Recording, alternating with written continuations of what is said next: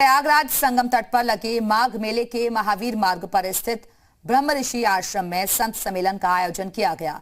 इस संत सम्मेलन में 3 प्रस्ताव पारित हुए और जिसमें सबसे पहली मांग भारत को हिंदू राष्ट्र घोषित करने की है। दूसरी मांग धर्मांतरण कानून को और कड़ा करने की है। साथ ही जो भी व्यक्ति धर्मांतरण करवाए उसको फांसी की सजा होनी चाहिए।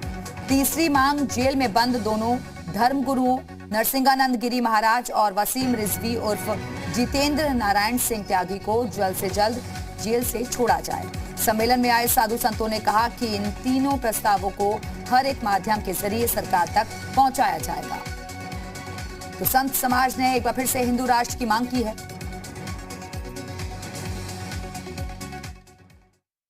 आज हम लोगों ने इस धर्म सभा के माध्यम से, संत सभा के माध्यम से, संत सम्मेलन के माध्यम से 3 प्रस्ताव पारित किए हैं।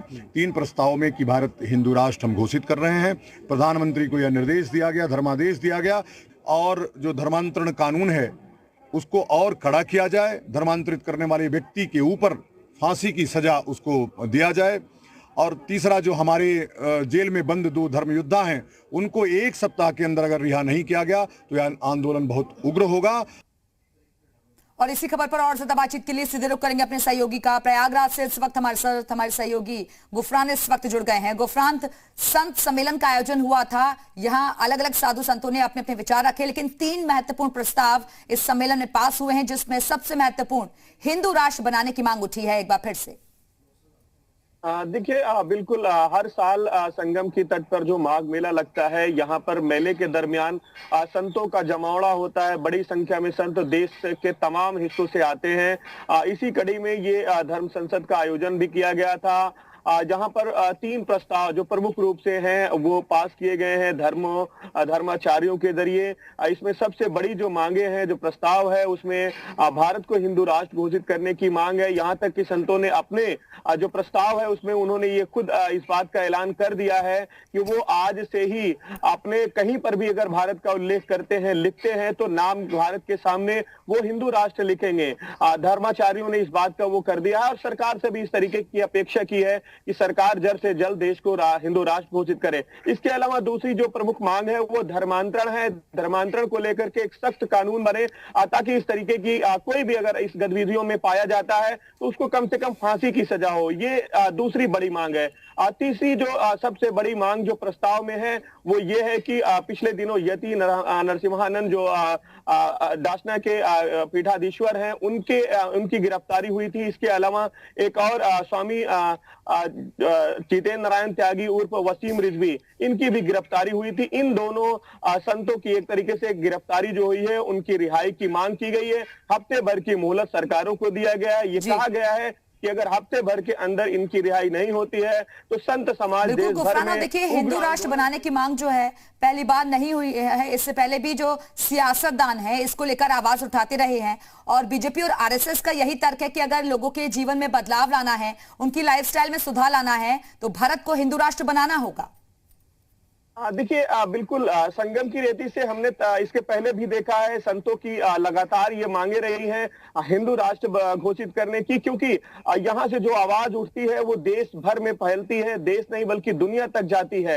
ऐसे में यहाँ से सरकार से, खास करके यूपी के मुख्यमंत्री योगी आदित्यनाथ, इसके अलावा देश के प्रधानमंत्री नरेंद्र मोदी से स्वामी नरेंद्र आनंद गिरी जी इस वक्त हमारे साथ जुड़ गए हैं। नरेंद्र जी, बहुत स्वागत है आपका जी उत्तर प्रदेश उत्तराखंड पर। नरेंद्र जी, ये जो संतों का सम्मेलन हुआ था प्रयागराज में, यहाँ पर एक बार फिर से हिंदू राष्ट्र बनाने की मांग उठ रही है।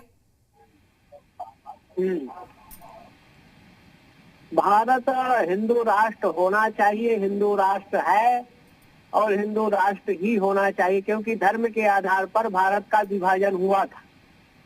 2 देश मुस्लिम राष्ट्र बन गए और भारत को खिचड़ी बना दिए। इसलिए संत आज पूरे देश में हिंदू राष्ट्र भारत लिखने का अभियान चलाएगा।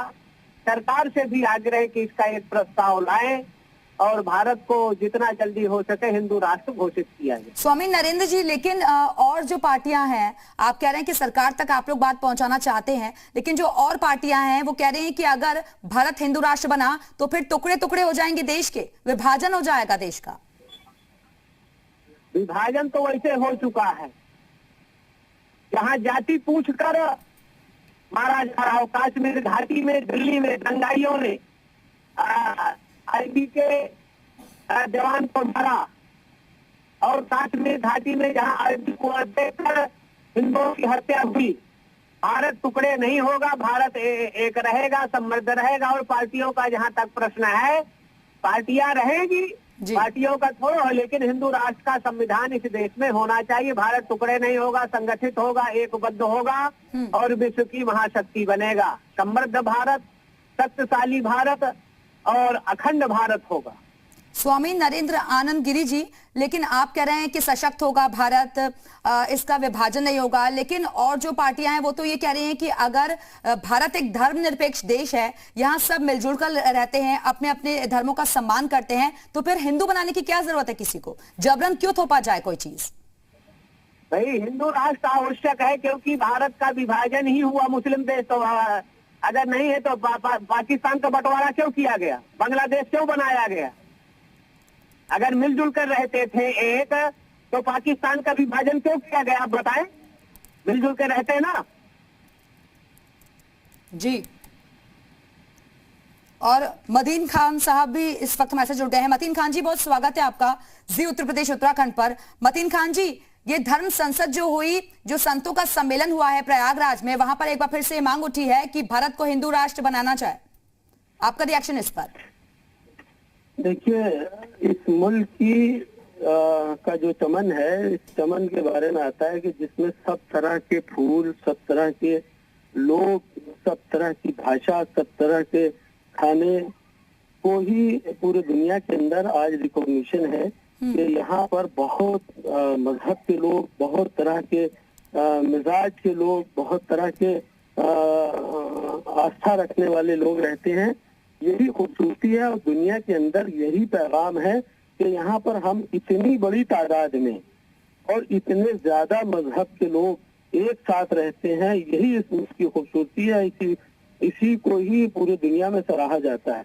कुछ लोग जो आज इस खूबसूरती को मिटाना चाहते हैं, और वही जो अभी 20 और 85 का जो मामला, 80 और 20 का जो टारगेट आ रहा है, कि कुछ ऐसे लोग हैं जो मनुवादी शक्ति के लोग हैं, मनुवादी विचारधारा के लोग हैं, वो इस मुल्क को तबाह बर्बाद करना चाहते हैं। और देखिए, मैं अगर गलत कहूँ तो इस मुल्क का जो संविधान है, जो बाबा भीमराव अम्बेडकर साहब ने जो संविधान बनाया है, तो मुझे सजा मिलना चाहिए। और जो आपकी जो मार रहे हो, धर्म के आधार पर इस काम को कर रहे हैं, वो अधर्मी काम कर रहे हैं।